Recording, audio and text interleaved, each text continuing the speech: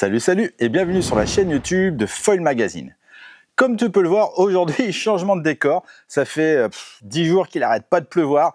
J'en pouvais plus, j'avais trop envie de sortir cette vidéo. C'est pourquoi aujourd'hui, celle-ci, elle est indoor, elle est dans l'entrepôt. Au moins, comme ça change un petit peu des vidéos outdoor. J'ai eu la chance de recevoir il y a quelques semaines de la part de la marque Takoon la nouvelle Wing V4 Pro en 5 mètres carrés. La marque a gardé tout ce qu'il y avait de bien sur la V3 Pro et elle a amélioré tous les petits retours utilisateurs qu'il pouvait y avoir pour réaliser cette nouvelle Wing 2026, la V4 Pro. Alors, est-ce qu'elle est aussi bien que ça? C'est ce que je te propose de découvrir à travers ce test aujourd'hui. C'est pourquoi on va voir ensemble son unboxing. Tu vas voir, il a son importance.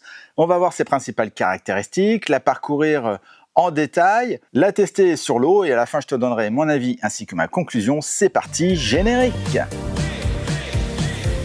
Alors si jamais tu n'es pas habitué à mes vidéos, sache qu'elles sont toutes chapitrées. Et ouais, dans ton player YouTube ci-dessous ou dans le descriptif, tu peux retrouver tous les chapitres, caractéristiques, unboxing, détails, le test, les plus, les moins, la conclusion. C'est ce qui te permettra d'accéder plus rapidement à une information que tu recherches. Si tu trouves ça intéressant, n'hésite pas à liker.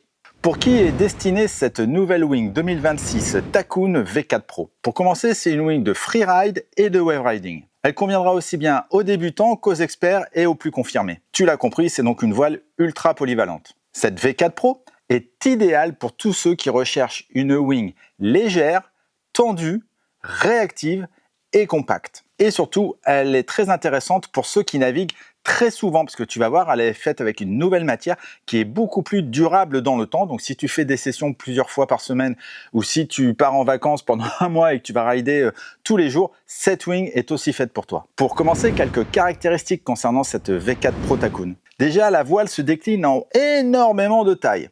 Ça va de la 2,5 à la 6,5 mètres carrés, sachant que tu as 2,5, 3, 3,5, 4, 4,5, etc., etc. Donc si avec ça tu trouves pas ton bonheur, ensuite tu as deux choix de couleurs, blanc ou orange. Là, c'est à toi de choisir.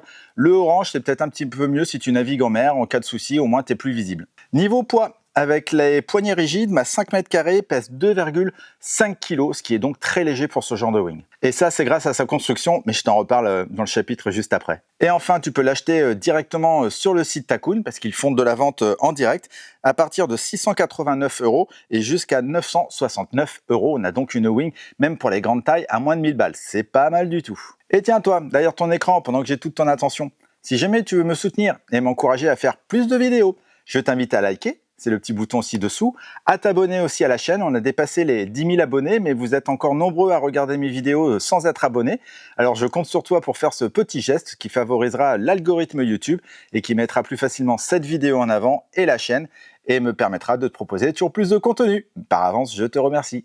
Concernant la fabrication, là c'est un point ultra important avec cette V4 Pro. Elle adopte un nouveau SPI de 60 grammes par mètre carré en quadruple ripstop. Avant, on avait du double, du ripstop, du double ripstop, du triple ripstop. Maintenant, on a du quadruple ripstop. Il remplace le 50 grammes par mètre carré, donc triple ripstop, justement, qui était utilisé sur la V3 Pro. Le UPU Project 85, conçu par Dimension Polyan, est un matériel de haute technologie qui allie légèreté exceptionnelle, rigidité accrue et surtout une très grande durabilité. Leur test mécanique confirme que le UPE Project 85, je le lis parce que je le retiens pas celui-là, il rivalise par exemple avec l'Alula ou le Dynema. On a donc une fabrication innovante, haut de gamme pour cette nouvelle Wing 2026. Concernant le shape, là aussi il y a des modifications versus la version 2025. La version 2026 possède un shape optimisé, offrant davantage de performance avec un pilotage plus fluide et plus agréable.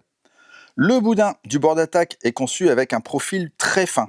Son design, il améliore l'aérodynamisme, il facilite la remontée au vent, ça on le verra un petit peu plus loin dans le test, et il réduit le poids de l'aile. Son envergure est réduite, elle assure une stabilité et une maniabilité optimale en surf, en downwind et dans les manœuvres. Sa canopée en panneau préserve parfaitement le shape, tandis que le nouveau SPI 65 grammes par mètre carré en quadruple ripstop assure des performances durables. Je le redis, elle est vraiment fabriquée pour un usage intensif, tout en conservant de la légèreté. Les bladers à l'intérieur sont en TPU de 80 microns et tous les boudins et accessoires sont thermosoudés pour supporter des pressions élevées. Et enfin, le shape de la latte centrale réduit la traînée tout en optimisant l'ergonomie. Maintenant, unboxing et tu vas voir, celui-ci est vraiment plus qu'intéressant. La Wing V4 Pro est vendue avec un sac dont la dimension peut changer. Et ouais, que tu aies des poignets souples, rigides ou que tu as le boom, tu auras le même sac. Avec le boom V2, bien évidemment. Donc maintenant, tu n'auras plus besoin d'acheter deux sacs. C'est cool ça, hein? La Wing est livrée sans poignets, c'est à toi de les acheter à côté. Donc soit tu as des poignets souples, des poignets rigides ou le boom V2 comme je viens de te dire. Comme ça te permet d'optimiser vraiment les poignets et ça sert à rien d'acheter une Wing avec des poignets souples si au final tu les utiliseras jamais. Ça te fait un peu d'économie et c'est pas mal pour la planète également. Les poignets souples, c'est un bon compromis entre souplesse et rigidité. C'est très bien aussi pour ceux qui ont des tendinites, par exemple. C'est très bien également dans le free surf, si tu vas dans les vagues, dans des conditions musclées. Elle absorbe un petit peu les rafales et en cas de choc, ça va pas faire un trou dans ta planche. Ensuite, concernant les poignets rigides en carbone, moi, c'est ma petite préférence. C'est moins encombrant que le boom. C'est surtout pour ça que je les apprécie. C'est vraiment parfait pour le free race et le freestyle. Et enfin, le boom V2 qui est installé juste là. Lui, il offre un placement super sur les mains. Il corrige toutes les erreurs. Si tu fais des jumps et des figures, pareil, c'est quand même mieux d'avoir le boom. Mais par contre, c'est un petit peu plus encombrant. Et ceux qui viennent du windsurf, par exemple, vont préférer le boom parce que tu as un peu plus la sensation du wishbone. La voile est livrée dans un tout nouveau sac de transport, comme je te l'ai dit. Il est recouvert d'une matière noire et cette matière, tu la retrouves sur toutes les housses de tous les produits que j'ai pu recevoir de chez Takun, que ce soit les planches, les para-wings ou les wings. La matière est vraiment sympa, c'est tout noir. Par contre, ça doit prendre un petit peu le chaud, attention, il ne faut pas tout laisser au soleil. En bas, tu as une poche zippée qui contient le kit de réparation, la notice, une clé de serrage. Sur le dessus, tu as un range étiquette pour le voyage. Dessous, tu as des petits trous d'aération pour laisser respirer ta wing si elle est humide. Mais attention, il faut quand même éviter de laisser une wing mouillée dans son sac. C'est pas très bon. À l'arrière, on a une poignée de portage et des sangles de portage bien confortables et rembourrées. Sur le côté, tu peux ranger ta pompe, mais je trouve que les élastiques, en tout cas sur mon sac, sont un petit peu grands par rapport à ma pompe. Donc je suis obligé de faire 2 tours. Bon, c'est un détail, hein. Et enfin, le sac s'ouvre à l'aide d'une large et grande fermeture zippée. Il est temps de gonfler cette Wing V4 Pro. Takun ont amélioré leur valve de gonflage. C'est exactement la même valve que tu auras sur une planche gonflable. Comme ça t'évite d'avoir différents embouts et cela te permet d'avoir une seule pompe si tu as déjà une planche gonflable par exemple. Cette nouvelle valve, elle offre une lecture plus précise de la pression et un gonflage également plus contrôlé. Ensuite, tu as un système One Pump. Tu n'as qu'une valve. Ça permet de gonfler et dégonfler rapidement ta Wing, le bord d'attaque et la late centrale avec une seule valve. Tu gagnes aussi en poids du coup, vu que tu n'as qu'une valve au mieux de 2. Tu ouvres le capuchon, tu mets bien la valve en position de gonflage avec le bitumineux en position haute. Tu plugues la pompe et tu peux commencer à gonfler jusqu'à 10 PSI et 9 PSI pour les 6 et 5 mètres carrés. Petite astuce, quand tu gonfles ta wing, n'hésite pas à tapoter un peu le blender, à tapoter les boudins pour qu'ils se mettent bien en place. Une fois la bonne pression, il ne te reste plus qu'à enlever l'embout de pompe et fermer le capuchon. N'oublie pas de pincer les 2 clips One Pump qui séparent les flux d'air en fin de gonflage. Ensuite, tu peux mettre ton leash. La Wing est livrée sans leash, c'est à toi aussi de l'acheter. Donc tu as 2 tailles de leash. Moi, je te conseille le 140 cm pour les wings de 3 à 5 mètres carrés et le 150 cm pour les wings de 5,5 à 6 mètres carrés. Ce leash, il est vraiment bien, hein. C'est un des meilleurs, c'est ce qui se fait maintenant presque sur tous les leashs. Tu as un système anti-arrachage bien pratique et tu as un émerillon pour éviter qu'il s'enroule sur lui-même. Maintenant, regardons de plus près cette Wing V4 Pro Takun. Je commence par la grosse poignée de Freefly. Elle est de taille standard et elle possède de gros renforts tout autour. Elle est vraiment très douce au toucher et elle va éviter les irritations au niveau des phalanges lors de la manipulation de l'aile, notamment justement en Freefly. Juste au-dessus, tu as l'attache de leash qu'on a vu tout à l'heure. Parlons des renforts, et là, tu vas être servi. Pour prolonger la durée de vie de ta wing, tu as des renforts en Kevlar qui sont placés aux zones les plus exposées de l'abrasion, comme les wingtips, du bord d'attaque et de la latte centrale. À l'arrière, justement, tu as 3 lattes de chaque côté qui sont très bien optimisées et qui ont un renfort supplémentaire. Le but, tendre encore plus ta wing et éviter l'effet de claquement que tu pourrais avoir, même si la wing elle est vraiment bien tendue. C'est surtout dans le vent fort qu'on s'en rend compte. Tu n'as pas de fenêtre sur cette wing. Ça, c'est un parti pris pour gagner du poids. Je continue sur les poignées qu'on a vu tout à l'heure. Elle possède de bons gros renforts tout autour. La poignée rigide de devant est déportée pour avoir plus de contrôle, par exemple en surf ou quand tu la manipules. Pour plus de confort aussi, elles sont recouvertes d'une matière très douce et elles sont ovales et pas rondes.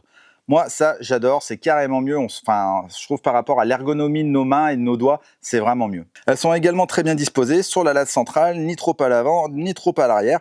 Mais ça, je t'en reparle un petit peu plus loin dans mon test. Et enfin, tu as les indications de ta wing et de quoi écrire ton nom, car pour rappel, si tu navigues en wing en mer, tu es obligé légalement de mettre tes coordonnées et ton nom sur ta wing si jamais la SNSM la retrouve pour pouvoir savoir si tu es en perdition ou pas. Maintenant, tu veux savoir ce que j'en pense. Pour rappel, je fais 1m80 pour 80 kg et non 1m40 pour 40 kg.